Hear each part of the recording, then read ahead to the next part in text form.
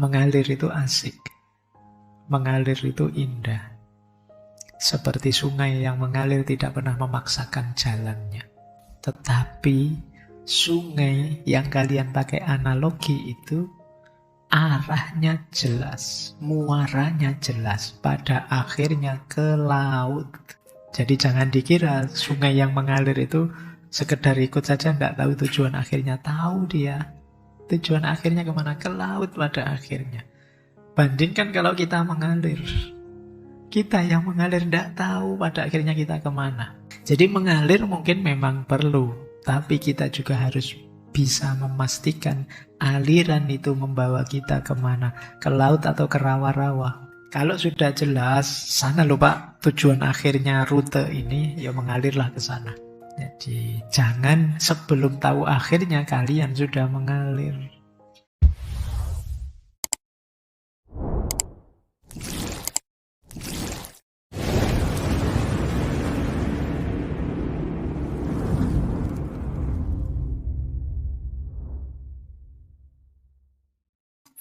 Assalamualaikum warahmatullahi wabarakatuh. Bismillah. Mari kita lanjut lagi belajar kita, ngaji kita. Jadi intinya ngaji filsafat itu ya ngaji, kita belajar ya.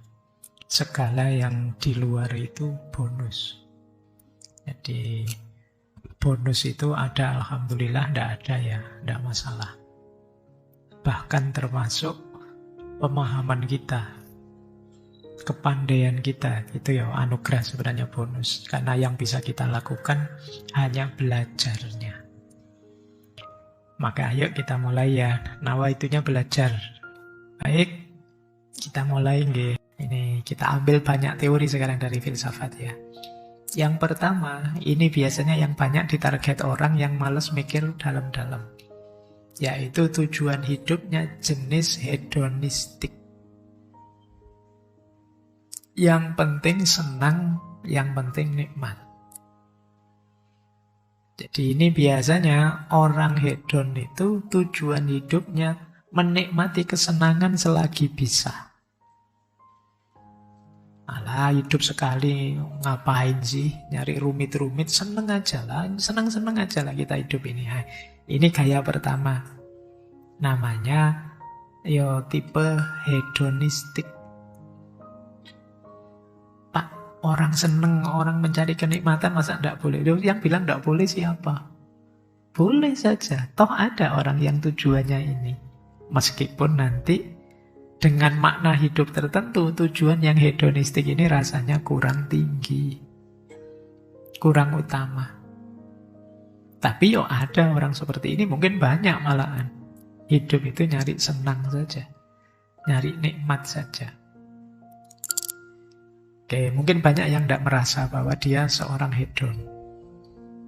Padahal hedon itu mungkin bisa kita semua hari ini. Ingin nyari senang saja. Pak, wong saya, duit saya tidak banyak, tidak ada hubungannya dengan duit tidak banyak atau duit sedikit. Karena hedon itu orang yang orientasinya kenikmatan saja. Kalau istilahnya Plato dan Imam Ghazali itu yang dipikir urusan perut ke bawah. Ini orang hedon biasanya. Yang kedua, kalau ini Aristoteles dan kawan-kawan, virtue etik, eudaimonistik. Tujuan hidup yang arahnya pada kebahagiaan dan keutamaan. Jadi kalau tadi tujuan hidup menikmati kesenangan, kalau eudaimonistik ini tujuan hidupku mengembangkan diri dengan melakukan kebajikan yang di situ kemudian mencapai kebahagiaan. Ini tujuan eudaimonistik. Biasanya alurnya begini. Pengetahuan, kebajikan, virtu, dan kebahagiaan. Kalau kita ingin bahagia, ya dengan ilmu. Setelah ngerti ilmunya, kita amalkan dalam kebajikan. Kalau sudah melakukan kebajikan, kita akan bahagia. Jadi tipe pertama tadi hedonistik, hidup mengejar kesenangan. Kalau tipe kedua hidup melakukan kebajikan. Jadi tujuanmu adalah melakukan kebaikan. Yang dari situ kamu asumsikan kamu bisa bahagia. Kalau yang pertama, hidup senang-senang, yang dari kesenangan itu menemukan kebahagiaan. Nah, ini beda orientasi. Mungkin banyak juga teman-teman yang sing penting dadi wong apik, itu aja. Good life. Jadi cuma itu saja. Ini namanya tipe tujuan eudaimonistik. Nanti ada tipe utilitarian. Tipe utilitarian itu tujuan hidupnya adalah memberi kebahagiaan, kemanfaatan untuk banyak orang. Jadi tujuan hidupku adalah memberi manfaat sebesar-besarnya agar sebanyak mungkin orang bisa hidup lebih baik. Ini utilitarian. Kemanfaatanmu terhadap masyarakat di dunia sosial. Nanti ada lagi tipe transendental. Tipe transendental itu ya tujuan hidup kita adalah menuju Tuhan, bahagia di akhirat, masuk surga. Tipe religius, transendental. Imam Ghazali, Ibnu Arabi, Augustinus, dan lain sebagainya yang religius tujuannya agama. Mungkin banyak di antara kita yang tipe tujuannya religius. Akhirat, surga, Tuhan, itu. Ini tipe ini. Ada lagi altruisme. Kalau altruisme itu mengorbankan diri untuk orang lain. Ini altruis.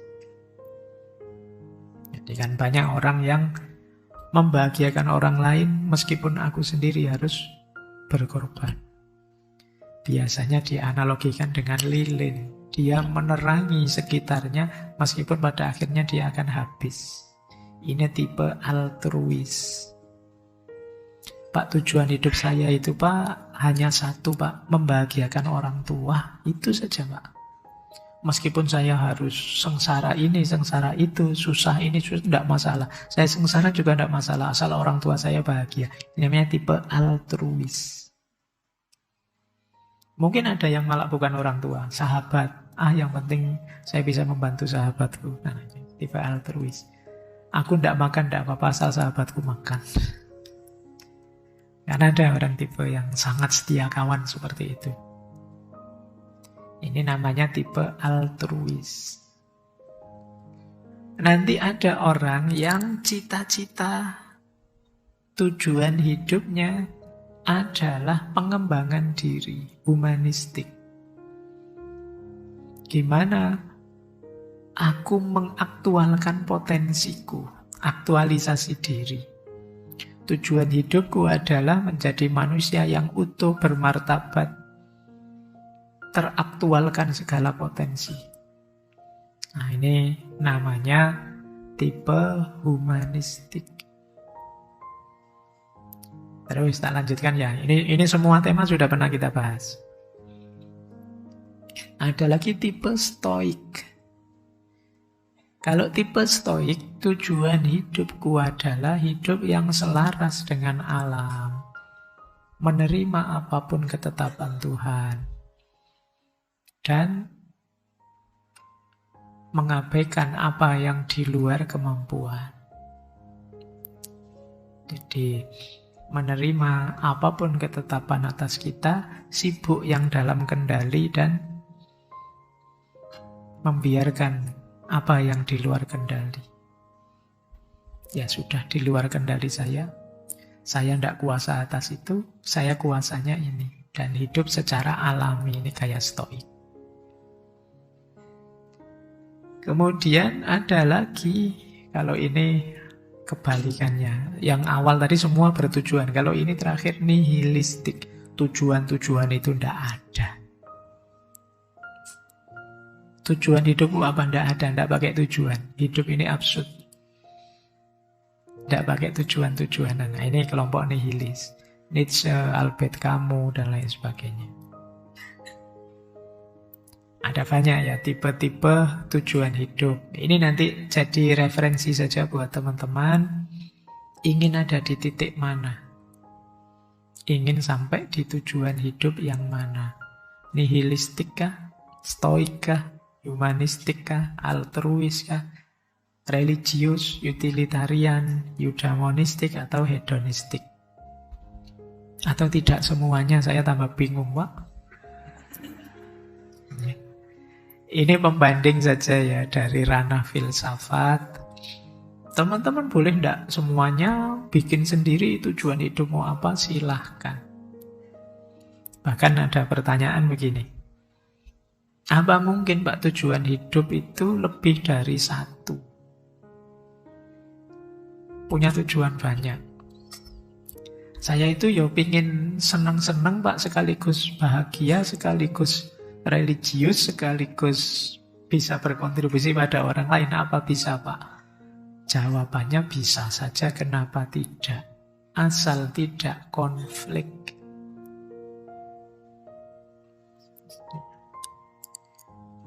Nanti ada konsep begini. Tujuan hidup itu bisa berjenjang. Dulu waktu kita belajar di Martin Seligman itu. Ada orang yang tujuan hidupnya ingin senang-senang saja, pleasure life. Kemudian ada yang tujuan hidupnya good life, hidup benar, hidup baik. Nanti yang ketiga ada yang tujuan hidupnya meaningful life, hidup yang bermakna. Saya bahasa Jawanya ya, urip seneng, urip apik, apa urip migunani. Dadi wong sing seneng, dadi wong sing apik, apa dadi wong kang migunani. Ini leveling, level. Tentu saja kalau kita hanya ingin senang-senang saja titik, yo dua yang lebih tinggi ini tidak mungkin kena. Tapi kalau kita ada di level yang lebih atas, bawahnya akan kena. Gambarannya begini. Kalau kita hidup baik, ya jujur, ya mungkin religius, ya mungkin amanah, ya mungkin itu. Kita akan merasakan kesenangan-kesenangan juga dalam hidup ini. Tapi kalau kita hanya senang-senang saja, atasnya tidak kena. Yang dipikir perut saja, atau mikir bawah perut saja, itu good life-nya mesti ketinggalan, kejajaran. Tapi kalau kalian orientasinya good life, di antara jalan untuk good life itu ya kesenangan. Yang pas, yang cukup, yang sesuai aturan. Sesuai normanya. Ya kalau gambaran kasarnya ya, ingin kawin saja, itu kan pleasure life, senang-senang. Mbok jangan ingin kawin saja, mbok ingin menikah. Nah, kalau menikah itu good life. Loh, kalau kalian menikah kan dapat kawinnya. Tapi kalau kalian kawin saja tidak dapat menikahnya. Jadi kalau kalian ambil yang atas, bawahnya dapat. Tapi kalau ambil yang bawah, yang atas, yang lebih utama tidak dapat. Apalagi yang tertinggi. Yang tertinggi itu meaningful life. Meaningful life itu hidup yang bermakna. Hidup bermakna itu berarti berkontribusi ke sesama. Tidak sekedar aku yang senang, aku yang baik, tapi juga berbagi kesenangan ke sesamamu, berbagi kebaikan ke sekelilingmu, itulah meaningful life. Kalau kalian ada di meaningful life, urusan makna tadi, berarti kamu merasa dirimu sudah sangat penting. Alhamdulillah, saya meskipun tidak banyak uang, tapi hidupku bermanfaat sekali ke sesama sekelilingku. Ini namanya meaningful life. Nah, kalau sampai di meaningful life, pasti good life. Kenapa? Karena yang kita bagi ke sekeliling itu kan tentu saja hal-hal yang baik. Bukan hal-hal yang jelek-jelek. Kalau hal-hal yang jelek-jelek, ya sekitarmu tidak akan mau. Kalian berbagi kegembiraan, berbagi kebaikan, kan selalu begitu. Yang kalian bagikan itu yang kalian dapat sebelumnya. Jadi kalau kalian di meaningful, good-nya pasti sudah dapat. Tadi di good life, pleasure-nya juga sudah dapat. Kalau sekedar good life, meaningful-nya masih belum. Ingin jadi orang baik, tapi kan itu masih level dirimu sendiri. Masih belum berbagi kebaikan ke sekelilingmu. Tapi kalau kalian sudah berbagi kebaikan ke sekelilingmu, kan berarti pertama-tama kalian sudah harus baik duluan. Ini yang tadi saya sebut hierarki, rankingnya. Oleh karena itu Pak, apa harus satu gitu, hedon saja, kemudian utilitarian saja? Tidak, bisa saja kombinasi. Syaratnya apa kombinasi itu? Kalian tahu mana yang inti, mana yang pendukung, mana yang pelengkap. Ini yang sifatnya prioritas tadi. Di antara yang membuat kita bingung menetapkan tujuan adalah kita sering tidak punya prioritas. Jadi apa mungkin Pak tujuan lebih dari satu? Mungkin saja. Asal kalian sadar prioritas. Misalnya, kuliah saja atau organisasi. Mungkin ada yang sambil kuliah berorganisasi. Atau apalagi kesibukanmu. Pacar misalnya, anggap aja. Kuliah, pacar, organisasi. Ini mungkin mewakili pleasure, mewakili... Nah, 3 ini apa enggak boleh Pak ditarget 3-3-nya? Apa enggak bisa? Bisa sih. Tapi kalau kalian tidak punya prioritas, tidak punya ranking, ini lebih penting baru ini, setelah itu ya ini. Itu kalian mesti dalam hidupmu akan sering overthinking, sering dibingungkan oleh pilihan yang tabrakan. Kalau enggak tabrakan enggak masalah. Pak, kuliah, organisasi, pacar, semua bisa jalan kok Pak. Kuliah itu hari Senin sampai Jumat Pak. Kalau urusan organisasi hari Sabtu ketemu teman-teman di kampus. Nah untuk pacar malam Minggu sama Minggu. Jadi tidak tabrakan. Kalau bisa jalan semua, kenapa tidak? Tapi ada kalanya terus tabrakan. Alah kok ya sama dosennya jadwalnya dipindah misalnya. Loh sekarang tabrakan. Kalau tabrakan gini kan terus kalian jadi overthinking. Akan lebih mudah kalau kalian punya prioritas. Kalau tabrakan, kuliah misalnya dengan organisasi, dari 3 itu Pak, kalau di prioritas, ya prioritas pertama kuliah, kedua organisasi, nanti pacar ya ketiga saja sudah. Seandainya tabrakan, ya yang didulukan yang prioritas tinggi. Kuliah sama organisasi tabrakan, kemarin saya memprioritas kuliah, ya berarti kuliah, organisasinya nanti dulu. Itu enaknya kalian punya prioritas. Nggak habis energi banyak untuk mikir. Kita sering membuang energi banyak untuk apa saja dipikir sampai detail. Dan itu menghabiskan energi. Nah, atur saja begitu. Saya tidak tahu kalian dalam hidupmu urusanmu apa saja.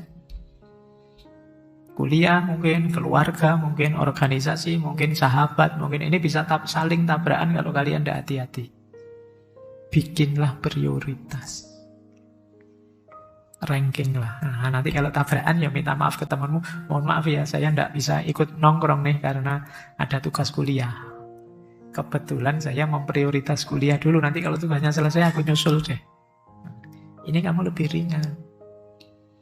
Mungkin kamu pamit ke pacarmu, maaf ya malam minggu ini kita zong, nggak ketemu, nggak apa-apa ya. Saya ada urusan organisasi nih, kan organisasi lebih penting.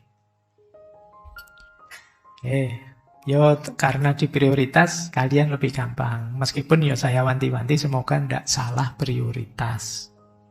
Ada orang yang salah prioritas, yang harusnya di prioritas tinggi ditaruh di bawah. Akhirnya ketemunya hal yang tidak penting dipentingkan. Ini gunanya kalian banyak refleksi, membaca dirimu, kenali dirimu. Baik, jadi apa mungkin orang punya tujuan dari banyak tipe? Mungkin saja, kenapa tidak? Yang penting prioritasnya jelas. Terus, ini perlu saya sendirikan. Menjawab kelompok tadi loh, nihilisme. Alah Pak, ngapain diatur-atur? Tujuan lah, makna hidup ya dijalani saja. Wong hidup itu seabsurd itu. Kita narget-narget ya paling akhirnya ya melenceng. Kita bertujuan ya tidak sesuai harapan. Wong hidup ini seabsurd itu kan ya. Klaimnya kelompok nihilis. Ayo kita cek. Sekarang kita suruh menjawab aliran-aliran filsafat terhadap nihilisme.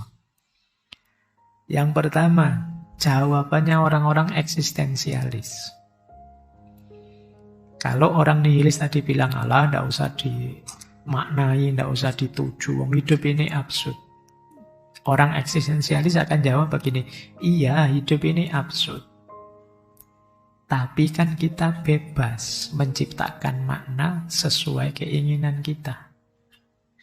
Jadi makna itu tidak ditemukan, tapi kita ciptakan.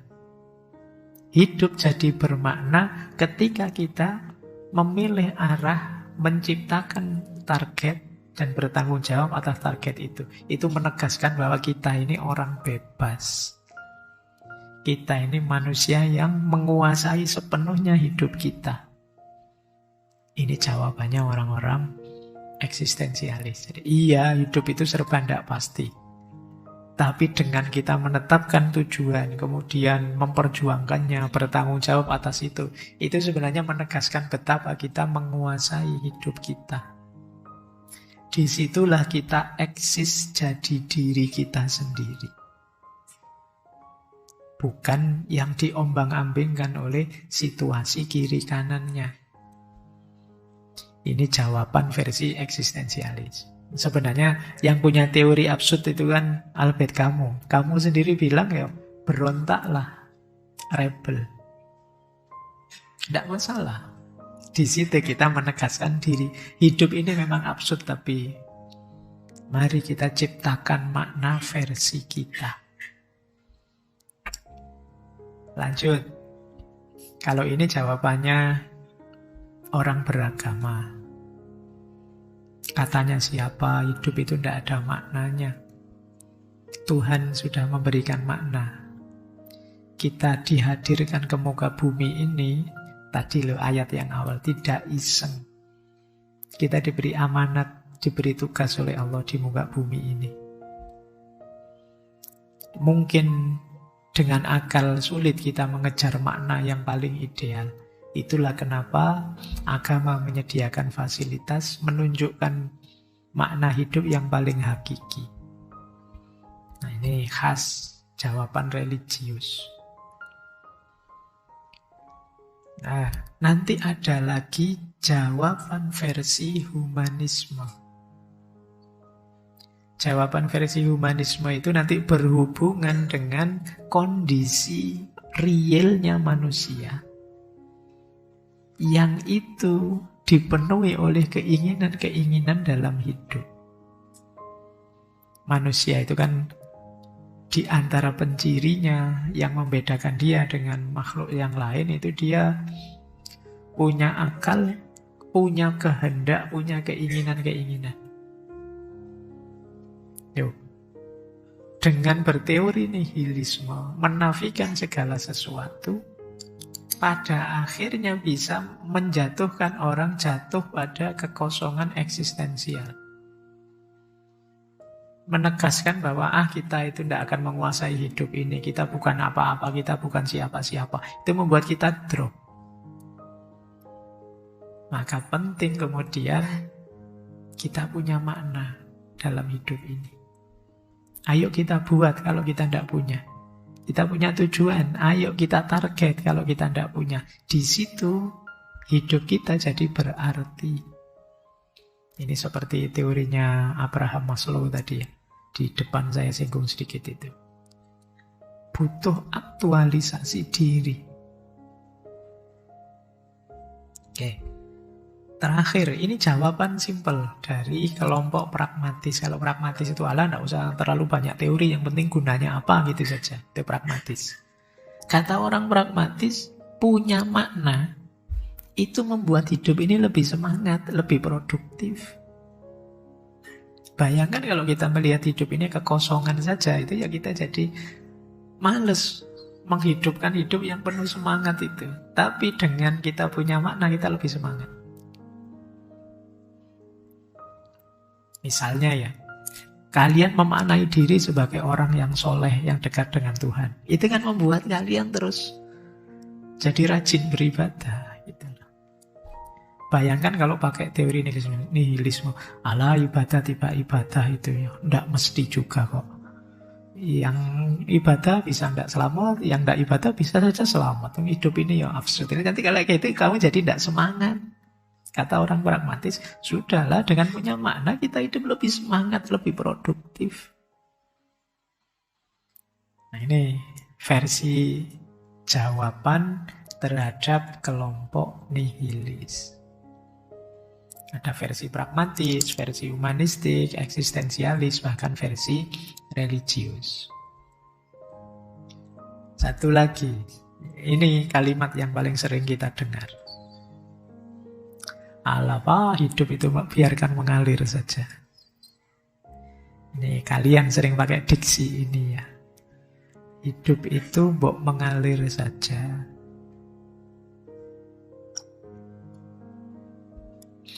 Ayo kita jawab satu-satu klaim ini. Jawaban pertama, iya benar. Mengalir itu asik. Mengalir itu indah. Seperti sungai yang mengalir tidak pernah memaksakan jalannya. Tetapi sungai yang kalian pakai analogi itu arahnya jelas, muaranya jelas, pada akhirnya ke laut. Jadi jangan dikira sungai yang mengalir itu sekedar ikut saja, nggak tahu tujuan akhirnya. Tahu dia. Tujuan akhirnya kemana? Ke laut pada akhirnya. Bandingkan kalau kita mengalir. Kita yang mengalir tidak tahu pada akhirnya kita kemana. Jadi mengalir mungkin memang perlu. Tapi kita juga harus bisa memastikan aliran itu membawa kita kemana. Ke laut atau ke rawa-rawa. Jadi kalau sudah jelas, sana loh Pak, tujuan akhirnya rute ini, ya mengalirlah ke sana. Jadi jangan sebelum tahu akhirnya kalian sudah mengalir. Ya, ini alasan pertama untuk tidak mengalir saja. Bahkan kalau dihubungkan dengan air kan ada peribahasa yang terkenal sekali. Hanya ikan mati yang berjalan mengikuti arus air. Karena kalau ikan hidup dia bisa melawan arus. Jadi kalau kalian hanya mengalir saja, ya seperti ikan mati sebenarnya. Baik, jawaban pertama itu. Jawaban kedua, mengalir memang memberi kita kebebasan, fleksibilitas. Tapi kalau kita tidak sadar arah, tidak tahu ini mau kemana, apa itu bisa disebut mengalir? Bukankah itu namanya hanyut? Ini yang ditegaskan oleh Kanjeng Sunan Kalijogo itu ya. Angeli ananging ora keli. Boleh kalian mengalir, tapi jangan tenggelam. Tidak tenggelam itu berarti kalian sadar ini aliran mau kemana. Kalian tidak hanyut begitu saja. Jadi mengalir saja itu ya, kalau sepenuhnya mengalir tanpa sadar alirannya kemana, tentu saja negatif. Kalian tenggelam. Nanti kata Heidegger, manusia itu ada dua tipe. Yang satu namanya Dasman, yang satu namanya Dasein. Dasein ini manusia otentik yang tegak sebagai dirinya sendiri, Dasman itu manusia yang tenggelam dalam kerumunan. Dia sendiri tidak ada, selain orang menyebutnya hanya bagian dari kerumunan. Itu namanya dasman.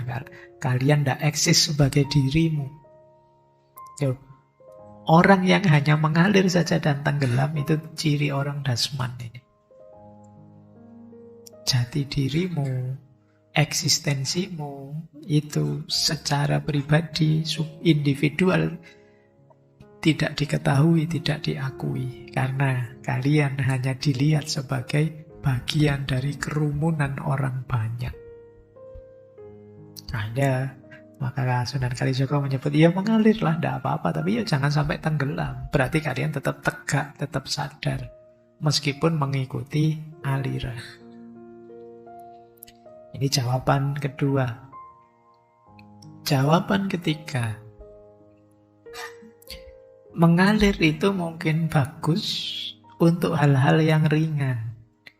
Liburan, hobi, kesenangan sementara boleh. Tapi untuk hal-hal yang besar, jangan mengalir saja. Kesehatan, pekerjaan, itu yo bahaya kalau kalian mengalir saja. Mas, mbok yo dijaga kesehatanmu, Mas. Alah Pak, saya mengalir saja, waktunya sakit yo biar sakit, waktunya bahaya kalau kamu begitu prinsipmu. Mas, mbok cepet nang diselesaikan studinya, nanti kamu kan longgar. Alah Pak, saya mengalir saja, waktunya lulus ya biar lulus, kalau nggak lulus ya sudah. Ya lebih menyusahkan hidupmu nanti. Jadi untuk hal-hal urgent penting, ya kalau bisa jangan mengalir saja. Pilihlah, putuskan apa yang kamu mau. Tunjukkan aku mau ini loh, menuju ke sana. Jangan hanya mengalir saja. Ya kalau untuk hal-hal kecil, iseng apa gitu ya monggo. Untuk hobi mungkin bisa, untuk hiburan mungkin bisa. Drama Korea, ngikuti yang sedang rame apa, ayo tak tontonin, yang itu tidak masalah sih. Tapi kalau untuk yang penting-penting jangan. Untuk studimu jangan. Nyari jodoh, mengalir saja Pak, sedapat-dapatnya apa gitu. Ya jangan, kalian harus milih. Oke ya, jadi bedakan ini. Ini karena saya tahu argumen mengalir ini banyak sekali dipakai teman-teman. Semoga tidak dipakai untuk nutupi malesmu saja sebenarnya. Ini kalau yang sungguh-sungguh ya pengen mengalir. Kalau yang males sih obatnya beda. Jadi seperti perahu, kita bisa ikut arus, tapi ya tetap pegang dayung. Biar tidak terbawa ke tempat yang salah. Ikut arus meringankan perahunya, tapi kan kalau ke arah yang salah kan juga rugi kita. Maka kita tetap pegang dayung, biar kita bisa mengarahkan. Yang terakhir, kalau ini dalam Islam, ada konsep tawakal. Tawakal itu, pasrah pada Allah itu, kita tetapkan setelah ikhtiar dijalankan. Jadi tawakal itu di belakang. Setelah ikhtiar, jangan ditaruh di depan. Mas, waktunya ujian loh, ayo belajar. Pak, saya tawakal saja lah Pak, enggak tahu isinya. Loh, belum apa-apa kok tawakal. Tawakal itu setelah ikhtiar dijalankan. Sudah belajar serius. Mas, kemarin belajar Pak, saya sudah sampai jam berapa itu, tapi enggak paham-paham Pak, sudah saya tawakal saja. Nah, ini masih mending. Gitu. Jadi, jangan belum apa-apa, sudah tawakal. Mbok nyari-nyari kerja sana Mas, sudah sarjana. Enggak Pak, saya tawakal saja. Kalau sama Allah diberi pekerjaan, ya ayo. Apa-apa kok alasannya tawakal. Padahal kamunya tidak mau ikhtiar sebenarnya. Tawakal itu setelah ikhtiar dijalankan. Tawakal itu kan bahasa mengalir ini. Saya mengalir saja, itu kan sama. Saya tawakal saja. Mulia sih bertawakal itu berarti kita tidak memaksakan hasil. Tapi tanpa ikhtiar ya tawakal tidak ada nilainya. Menunjukkan kita pasif saja, pasrah saja. Tidak menjalankan amanat Allah untuk berikhtiar. Oke, jadi nanti kalau ada yang beralasan hidup ini mengalir saja, kalian punya banyak alasan ya sekarang untuk membantahnya. Biar ini tidak dipakai sebagai dalih, kalian jadi pasif. Kalian tidak aktif menikmati hidupmu. Seperti Kanjeng Sunan Kalijaga tadi. Tetap iya, kalian harus update, mengikuti perkembangan zaman, mengalir, tapi jangan tenggelam. Angeli, ananging, ora keli. Baik, oke ya, kita review dari awal tadi. Dalam hidupmu berarti tetapkan tujuan, sadari nilai penting dirimu. Itu yang tema hari ini ya, tujuan hidup dan makna hidup. Kalau kalian tujuanmu jelas, kalian sadar nilai penting dirimu, hidupmu pasti akan lebih stabil, lebih tenang. Dibandingkan kalau kalian hidup random saja, mengalir saja, atau menganggap tidak ada gunanya menetapkan tujuan karena hidup ini absurd. Karena hidupmu itu berharga, kelolalah secara serius, secara bermakna. Eman-eman loh kita hidup di dunia ini, kesempatannya hanya hari ini. Hanya di periode ini. Kalian yang Gen Z menikmati fase generasi Z-mu. Nanti setelah itu mungkin ada generasi yang lain, apalagi kamu sudah selesai masamu, fasemu di dunia ini. Nah, kesempatan itu nikmatilah dengan menegaskan tadi tujuan hidup, makna hidup yang jelas.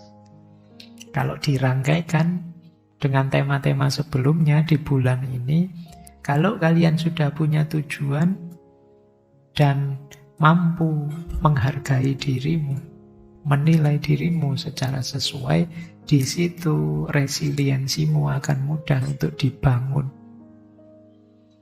Kalian akan mudah menghadapi ujian, godaan, jatuh bangunmu. Itu tema minggu pertama. Bagaimana cara kita meningkatkan resiliensi? Kalau tujuan dan makna hidup sudah jelas, resiliensi lebih mudah dibangun. Kalau tujuan makna hidup jelas, resiliensi mudah dibangun, digempur informasi jenis apapun, kita tidak akan mudah goncang, tidak akan mudah terdistraksi. Itu pertemuan minggu kedua. Karena di dalam kita sudah kuat, kita sudah lebih tangguh. Bahkan selanjutnya, dengan sebagian besar kita hidup secara serius, punya tujuan, makna hidup, resiliensi tinggi, maka masing-masing dari kita akan menjadi support system yang kuat untuk sesama kita. Jadi kita akan bisa saling mendukung di antara kita. Itu tema minggu lalu. Loh, kalau semua ini berjalan baik, ya insya Allah hidupmu akan lebih tenang, lebih stabil menuju cita-citamu. Secara luas ya menuju cita-cita kita bersama bangsa Indonesia tahun 2045 katanya generasi emas itu ya. Saya tidak tahu emasnya sudah harga berapa tahun itu ya. Tidak usah mikir jauh-jauh, yang penting kalian bangun dirimu sekarang. Tetapkan tujuan dan makna hidup. Kuatkan resiliensimu, kemudian tingkatkan literasimu menghadapi informasi, bangun support system yang kuat. Itulah nanti kunci kesuksesanmu ke depan. Baik, saya kira itu ya tema bulan ini kita tuntaskan. Semoga jadi bekalmu untuk membangun, meningkatkan kualitas dirimu. Insya Allah kita lanjutkan bulan depan di tema yang berbeda tentu saja ya. Mungkin kita agak filsafatan yang lebih dalam lagi. Saya akhiri sekian untuk malam hari ini. Kurang lebihnya mohon maaf. Wallahul muwaffiq. Wallahu a'lamu bishawab. Wassalamualaikum warahmatullahi wabarakatuh.